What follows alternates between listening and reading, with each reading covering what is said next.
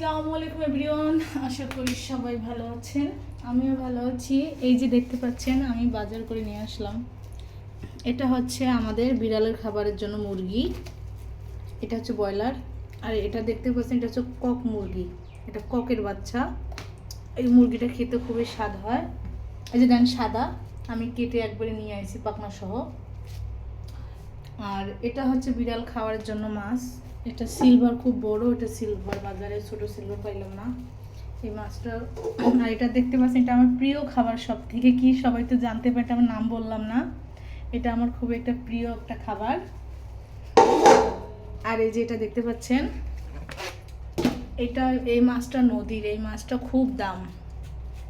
এই 1400 টাকা কেজি এই মাছটা। তো যাই হোক এখন একটু কমে গেছে, তো এই মাছটা নিয়ে আসলাম।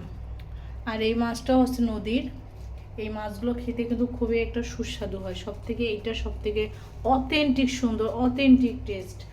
আর এটা হচ্ছে আমার একটা ফেভারিট খাবার, এটা সবারই পছন্দ হবে। এটা হচ্ছে গরুর পা। আমি এখানে একটা পা নিয়ে আসি 800 টাকা দিয়ে, কারণ একটা দেখে দাম বেশি। আর 3টা 4টা যে লইতাম তাহলে 3000 টাকা। আমি তো বুঝতে পারিনি এই 4টা আবার 3000 টাকা, এত কম দাম।